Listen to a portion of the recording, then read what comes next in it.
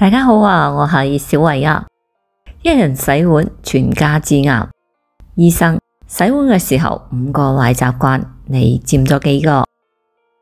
根據國家癌症中心2024年全球癌症患者1990萬人，其中中國有430萬新發嘅癌症病例，美國有251.06萬例，印度新增癌症病例達到153.5萬例，日本103萬人。通過以上嘅數據，我哋可以發現，第2、第3、第4名嘅國家加起嚟就差唔多同中國相當啦。但係喺呢啲國家當中，明明一個印度嘅人口嘅總數就已經超過咗中國。咁我哋不禁思索其中嘅原因，除咗公認嘅生活同埋飲食習慣之外，清潔方式唔啱等嘅問題，亦都係一個重要嘅因素。我哋經常話病從口入，呢啲令到我哋更加注重食品安全同埋健康。但係好多人就忘記咗，病從口入唔單止係指嘅係食嘅嘢，我哋食嘢時候所用到嘅餐具，譬如碗筷等，亦都係病從口入嘅一個途徑。咁樣講，可能好多人都唔相信，覺得有啲危言聳聽啦。但係事實的確如此。譬如洗碗，洗碗係我哋每日都喺度做嘅一個家務。但係如果方法唔啱嘅話，佢竟然可以增加致癌嘅風險。咁洗碗同癌症之間到底又有啲咩嘅關係呢？其實並唔係直接嘅關係，而係間接嘅洗碗過程當中有啲不良嘅壞習慣，令到啲餐具清潔唔乾淨，從而滋生好多嘅致病菌，增加咗患癌嘅風險。接落嚟，我哋就嚟列舉幾個平時清洗碗筷時嘅壞習慣。一就係碗筷長時間浸住唔洗，相當於喺度培養細菌。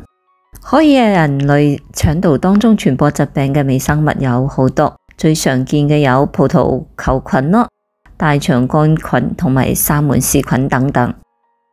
呢啲細菌有一啲會黐喺我哋使用過嘅餐具上邊，呢個時候我哋只需要及時咁將餐具清洗乾淨就可以啦。但係好多人都有呢一個嘅壞習慣，因為有時候太忙，所以早上、中午、晚上嘅碗筷都堆埋喺一齊，或者係今日嘅碗好少，就同聽日嘅碗一齊洗。咁其實咁嘅做法係非常唔衛生嘅，就會滋生大量嘅細菌咯。因為好多細菌可以喺20至30攝氏度嘅水溫之下繁殖，你懶得洗嘅話，堆埋一齊，於是乎呢啲細菌就喺室溫之下存活並繁殖啦。其次，用過嘅碗筷因為盛有嘅食物殘渣同埋油脂嘅原因，呢個正好係又為細菌繁殖提供咗充足嘅營養。最後，因為你懶得洗嘅原因，細菌喺進入新嘅環境之後，有咗充足嘅適應時間。以上因素嘅結合，細菌想唔繁殖都好難啦。有數據顯示，原本1000個細菌喺水入邊浸泡10個小時之後，細菌總數增加到一開始嘅7萬倍。二、濫用洗潔精，越用癌細胞越高興。洗潔精作為我哋最常見嘅清潔用品，幾乎家家戶戶都會用到，而且好多家庭喺使用嘅時候會習慣將洗潔精直接咁擠喺啲餐具上邊，呢種做法就有好大嘅健康隱患啦。首先，咁樣大量咁直接使用，可能導致洗潔精沖洗唔乾淨，容易有化學物質嘅殘留，進而增加咗肝臟代謝嘅負擔。其次，洗潔精嘅主要成分為表面活性劑，有啲活性劑入邊含有環境刺激素，長期大量使用可能就會影響到人體嘅刺激素嘅合成、代謝同埋分泌，從而增加咗女性嘅月經紊亂同埋子宮內膜增生嘅概率。所以我哋平時用洗潔精嘅時候，最好係少劑量咁使用，盡量使用天然嘅植物洗潔精。並且多沖洗幾次。另外，我哋選擇洗潔精嘅時候，亦都要注意選擇一啲正規嘅大品牌、質量有保障嘅產品，唔好為咗貪平去購買一啲劣質嘅洗潔精。呢啲洗潔精嘅話，可能含有更加多嘅一啲有害嘅物質，對我哋嘅健康會構成更大嘅危害啦。當然，我哋亦都可以選擇用洗潔精嘅替代品，比如麵粉啦、洗米水同鹽等等。3. 唔等碗筷晾乾就收，可能產生致命毒素。有啲人喺洗完碗之後貪方便，未等碗筷晾乾之後就直接收到櫃入邊。由於好多家庭而家用緊嘅都係木質嘅筷子，呢種筷子如果冇徹底咁晾乾嘅話，長期以往就可能會出現發霉嘅現象啦，並滋生黃曲霉素。呢個係一個致命嘅毒素。黃曲霉素有好強嘅致癌性，長期用呢啲筷子食飯嘅話，自然就會危害健康啦。所以碗筷一定要等佢晾乾之後再放入碗櫃，碗櫃亦都要盡量保持乾爽。筷子筒最好係用有好多窿位嘅。4. 一塊抹布用 N 年，小心變成細菌竇。抹布係每家每戶都會用到嘅嘢，雖然抹布嘅地位好重要，但係大家對佢嘅重視程度就遠遠唔夠啦。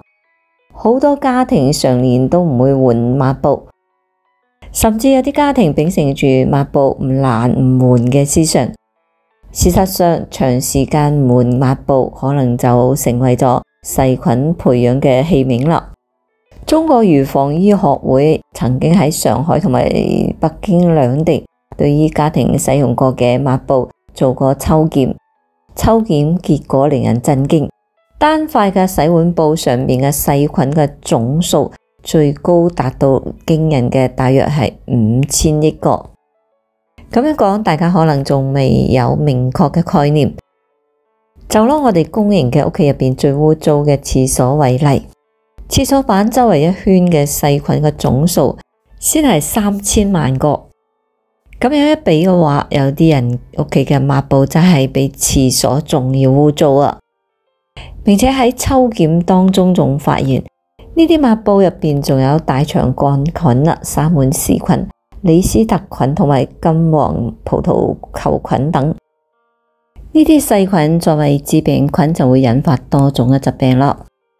所以話建議洗碗布抹布每1個月或者3個月就要更換一次啦，避免長時間咁使用同一塊嘅洗碗布或者抹布，並且要專布專用。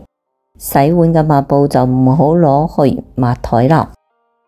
上面講到嘅內容，可能好多人都覺得洗個碗筷居然要咁多個學問，覺得實在好麻煩。但係喺我哋覺得麻煩嘅同時，啲致病菌亦都會跟住滲入到我哋嘅身體入邊，引發諸多嘅疾病，甚至係癌症。生活當中只要我哋養成良好嘅衛生習慣，其實呢啲做起嚟亦都唔會好麻煩，稍微注意一下就可以將大部分嘅致病菌杜絕喺源頭。好啦，今日分享嘅視頻內容就到此為止啦，我哋下期再見。